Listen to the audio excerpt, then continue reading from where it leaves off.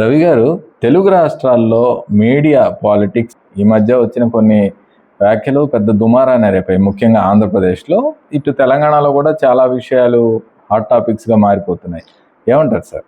ఖచ్చితంగా వీటి మీద అవి అనుచితంగా ఉన్నాయి, అలా చేసి ఉండకూడదు అని చెప్తే వాళ్ళు ఏం సర్దుకోవట్లేదు. అవేమో అలాగా చిరిగి గాలివాన అవుతున్నాయి. మీరు అన్నట్టుగా ఈ ప్రభుత్వం కూటమి అధికారంలోకి వచ్చిన తర్వాత అప్పుడు వైసీపీకి సంబంధించిన మీడియాలో రాజధాని అమరావతిని కించపరిచే విధంగా మాట్లాడారని రాష్ట్రమంతా నిరసన వచ్చినా, వాళ్ళ కార్యాలయం మీద దాడులు అవి జరిగినా వాళ్ళైతే మాదేం బాధ్యత, వచ్చిన ఆయన మాట్లాడాడు అన్నట్టుగా వాళ్ళు మాట్లాడారు. తెలంగాణలో కూడా ఒక మహిళా ఐఏఎస్ అధికారిని ఆమె వ్యక్తిత్వాన్ని దెబ్బతీసే విధంగా చాలా ఏమనాలి, జుగుప్సాకరమైన కథనం ప్రచారం చేస్తే దుమారం రేగి సిట్ వేశారు, ఒకరిద్దరిని అరెస్ట్ చేశారు. ఇదంతా జరిగింది, కానీ వాళ్ళేమీ మాది పొరపాటుని సర్దుకొని ఇప్పటివరకు చెప్పింది లేదు. పైగా దాని ఆధారంగా చాలా కథనాలు. తాజాగా ఇప్పుడు ఒక మీడియా సంస్థ గత వారం మనం డిబేట్ చేసిన తర్వాత, మనదైన తర్వాత రెండో రోజు చూశాను, ఆదివారం మధ్యాహ్నం ఎప్పుడో దాని మీద నేను మాట్లాడాను. అక్కడ ఆ మీడియాధిపతి రాసింది ఇక్కడ వాళ్ళ ఛానల్లో చెప్తారు, చెప్పినప్పుడు వినిపించింది, రాసినప్పుడు దాంట్లో పెట్టలేదు. అంటే రాత్రే వినిపిస్తారు, పొద్దున అవుతుంది. అవి నిజంగా బాగాలేవు ఆ వాక్యాలు. అంటే మాజీ ముఖ్యమంత్రి అనుయాయులు ఎంత గుడ్డిగా అనుసరిస్తారంటే, మీ భార్యలు కాదు చెల్లెళ్ళు అంటే నిజంగా చెల్లెళ్ళే అనుకొని వాళ్ళకి పెళ్లి సంబంధాలు చూసి అసమర్థ స్థితిలో ఉన్నారు అని. ఈ వాక్యాలు నిజంగా చాలా ఇబ్బందికరమైనవి. ఎవరి పేరు తీశారు ఏంటి అనేది ఏం లేదు.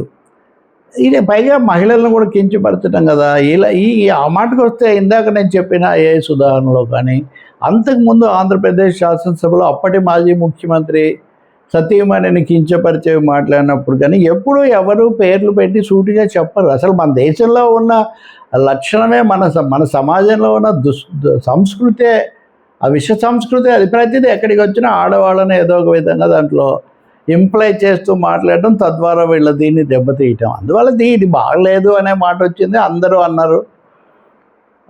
ముందు వాస్తవానికి నేనే అన్నాను, నా దగ్గర వీడియో కూడా ఉండింది. ఆ తర్వాత ఆ పార్టీ వాళ్ళు, వైసీపీ వాళ్ళు దాని మీద నిరసనలు, అక్కడికి వెళ్ళారు, వాళ్ళని అరెస్ట్ చేశారు. అది చినికి గాలివాన అయింది. అయితే ఇక్కడ విచారకరమైన విషయం అంటే, మీడియా సంస్థలు దిద్దుకోకపోవటం ఒకటైతే, పార్టీలు కూడా అంతకుముందు అరెస్టులు వాటి దాకా వెళ్ళినప్పుడు వాళ్ళు సమర్థించుకున్నారు. ఇప్పుడేమో అధికారంలో ఉన్న పార్టీ ఏముంది అసలు తప్పు, అంత నిజాలు చెప్తే తప్ప, అది నిజాలు చెప్పినందుకు కాదు, ఏ అనవసరమైనవి మాట్లాడినందుకు ఇబ్బంది, తప్పు అని అందరు చెప్తున్నారు. మహిళా సంఘాలు కూడా ఖండించాయి. మాటకు వస్తాయి, మిగతా వాళ్ళకంటే రాజకీయాలు ఉన్నాయి, మహిళా సంఘాలు ఖండించి దాంట్లో ఐద్వా ఖండన ఉంది, నేను చూపించా. వాళ్ళు అప్పటిది కూడా చెప్పి ఇది కూడా చెప్పి ఖండించారు.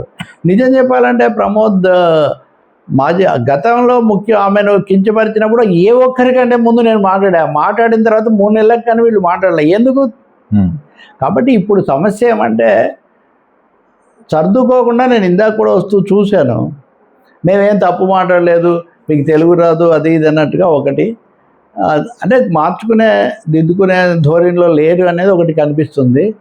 రెండవది, అటువైపున మాజీ ముఖ్యమంత్రి కూడా చాలా తీవ్ర స్థాయిలో మళ్ళీ మేము అధికారంలోకి వస్తే చూపిస్తాము, అన్ని చుట్టూ తిప్పుతాము, అసలు నువ్వు ఉండవు అని ఆయన అన్నాడని, ఇలా అనడం బెదిరించడం కదా అని మళ్ళీ మంత్రులందరూ వరుస పెట్టి ఒకరి తర్వాత ఒకరు మాట్లాడుతున్నారు.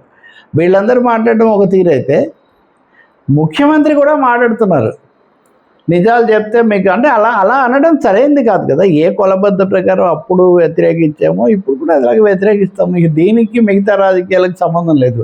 ఒకరి ఉనికిని ఒకరు సహించలేని విధమైన అసహనం, ఒకరినొకరు పెద్ద పెద్ద మాటలు వేసేసుకొని రెచ్చగొట్టుకోవటం, ఇది ఏమాత్రం మంచిది కాదు. రాజకీయ పార్టీలు అంటే ఏదో వాళ్ళని రెచ్చగొట్టడానికి అనుకుంటే, మీడియా అంటూ నడిపిన తర్వాత రాజకీయ అభిప్రాయాలు ఉండొచ్చు మీడియాకు కూడా, కానీ ఈ విధంగా చేయటం అనేది ఏ విధంగా సమంజసం? నిజంగా చాలా నిరుత్సాహం కలుగుతుంది ఇట్లా చూస్తే. చాలా అంశాలు ఉన్నాయి, ఇలాంటి ఉదాహరణలు కూడా చాలా ఉన్నాయి. ఇప్పుడు నేను చెప్పిన రెండోది తెలంగాణకు సంబంధించింది. వీటన్నిటిలో నష్టపోతున్నది, అవమానించబడుతుంది మహిళలు.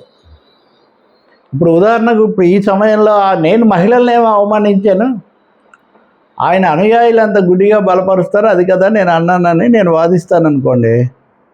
ఆయన నందిని పంది అంటే అనమంటారు, పందిని నంది అనమంటే అంటారు, భార్యని చెల్లి అనమంటే అంటారు, చెల్లిని భార్య అనమంటే అంటారు. పోలిక చాలా స్పష్టంగా కనిపిస్తుంది కదా. కాబట్టి సమర్థించుకోవడానికి కూడా ఏమీ ఒక ఇది ఉండాలి. సమర్థించుకోవడం ఎందుకు? పైగా మీరు తీసేశారు కదా. తీసేసాము, నేను చెప్పాము, తీసేసాము, గుర్తించాము, మీరెందుకు దాడి అంటే సూటిగా ఉండదు. అది అలా చెప్పడానికి సిద్ధంగా లేరు.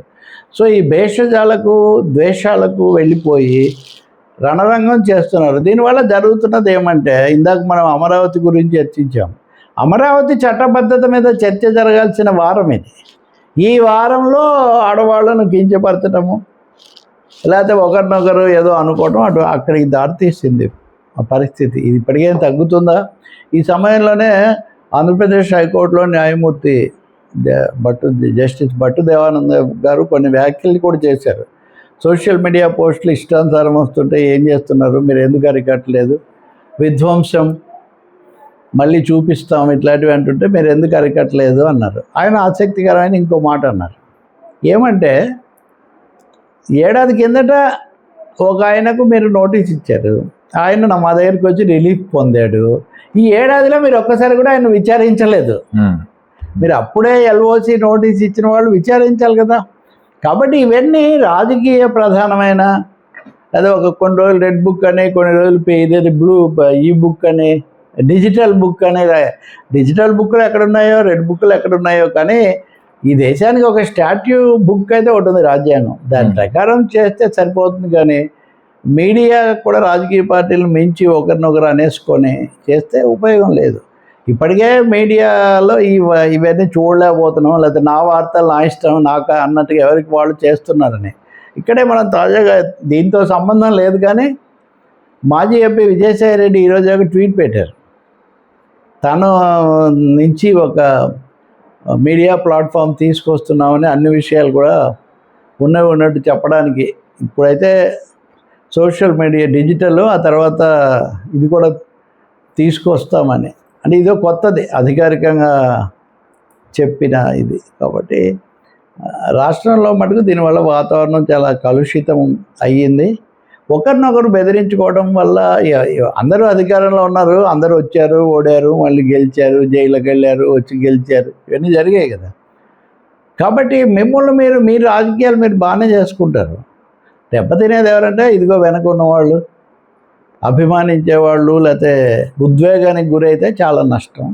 అన్నిటికంటే ముఖ్యంగా మహిళల యొక్క గౌరవానికి చాలా భంగకరమైన విషయం. దీన్ని తెలుసుకుంటే చాలా మంచిది, పట్టుదలలు పంతాల కంటే కూడా. Right sir.